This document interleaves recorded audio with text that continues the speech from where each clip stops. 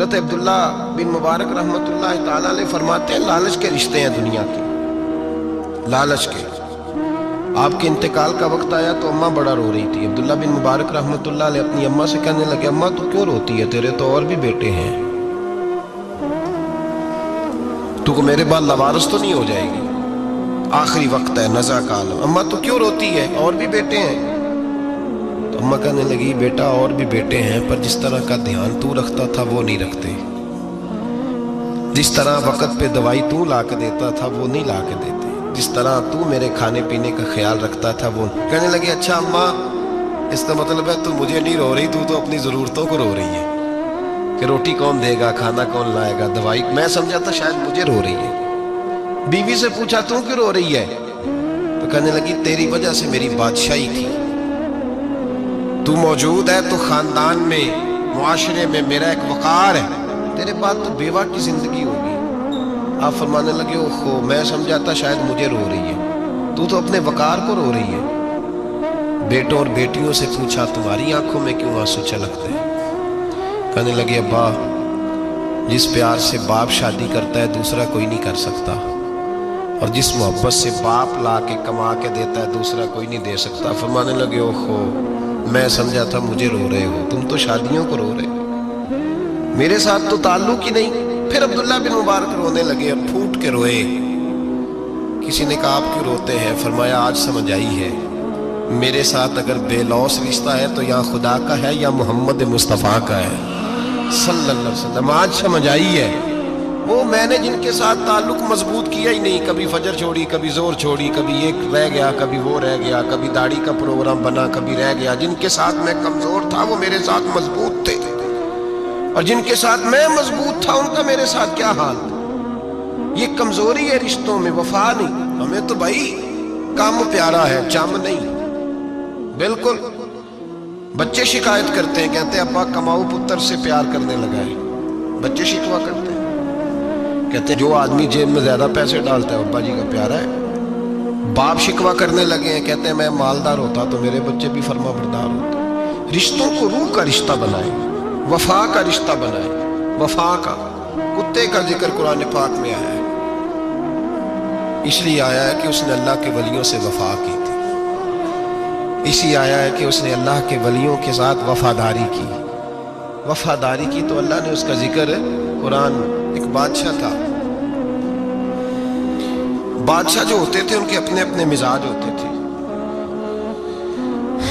اس بادشاہ نے 4 5 6 کتے رکھے ہوئے تھے، اور کتے بڑے بڑے کتے تھے، اور بڑے وہ خون خار کتے تھے، چیر پھاڑ کھا جاتے تھے، شیر جتنے ان کے قد تھے۔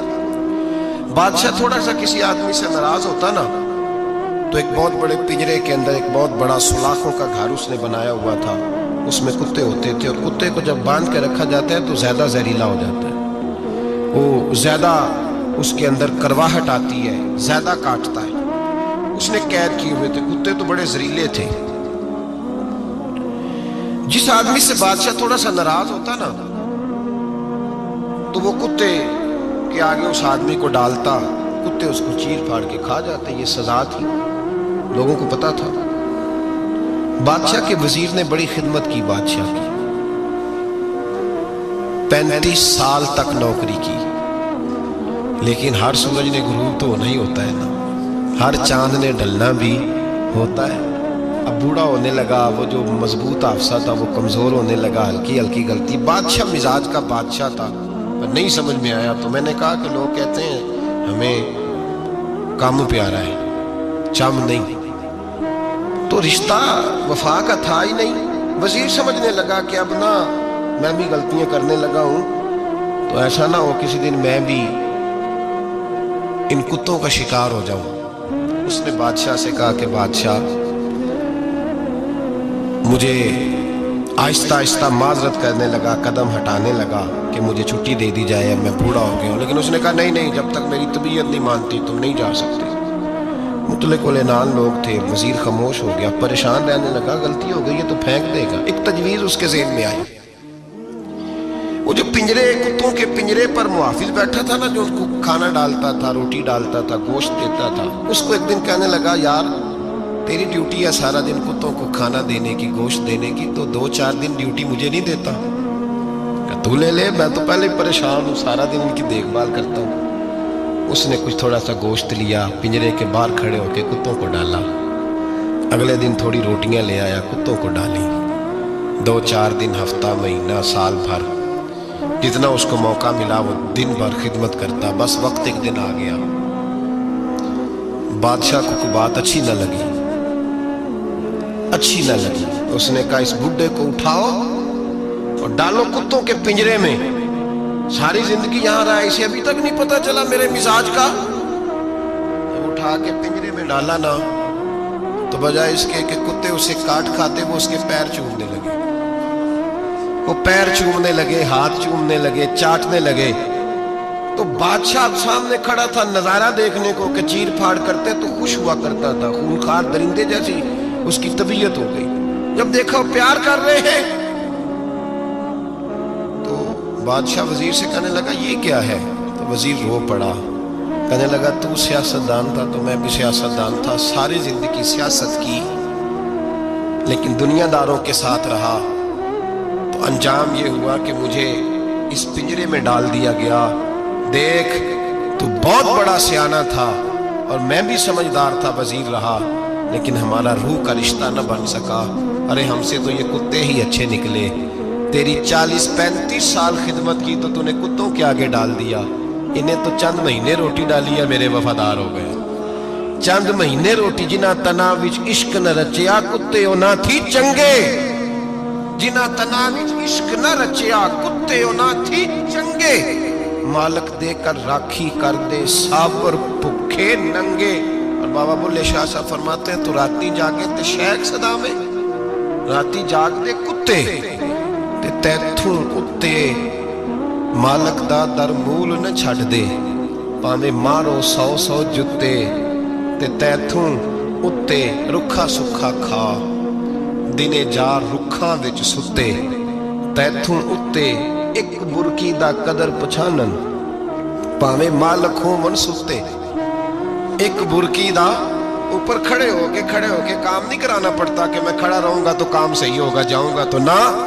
एक बुरकी दा कदर पछानन, भावे मालक हो मन सुते। फिर अपने आप को मुखातब किया, कहने लगे उठ बुल्लिया, चल यार मना ले, नहीं ते बाजी ले गए नहीं कुत्ते।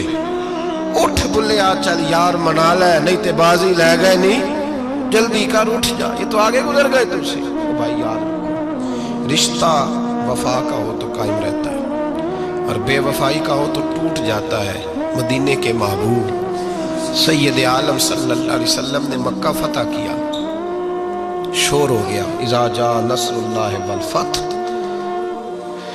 फतह हो गई। इन्ना फतहना लका फतहम मुबीना के जलवे नजर आने लगे। आज अरब का नक्शा बदल गया, हालात तब्दील हो गए, दुनिया बदल गई। महबूब पाक सैयद आलम सल्लल्लाहु अलैहि वसल्लम इस शान से मक्के में दाखिल हुए कि हर कोने से नबी पाक के नाम के नारे बुलंद होने लगे। अभी 10 साल पहले नबी पाक रोते हुए मक्के से निकले थे, 10 साल कबल रोते हुए गए थे और 2 गुलाम हुजूर के साथ थे। आज उसी मक्के में हुजूर आए हैं तो लगता है पहाड़ और पत्थर भी मेरे रसूल के नारे लगा रहे हैं। तो एक उरूज हो गया, हालात एक नया रुख इख्तियार कर गए। और मक्का मुकरमा के अंदर अल्लाह तबारक, अब तो इहाता बड़ा हो गया है, मुताफ बहुत बड़ा हो गया है। हरम शरीफ की मस्जिद को वुसअत दे दी गई है, लाखों लोग आ सकते हैं। उस वक्त जब 10,000 लोग आए ना, तो सीरत निगार कहते हैं यूँ लगा जैसे दरख्तों पे भी लोग चढ़े हुए, पहाड़ों पे भी लोग, इतना मजमा था।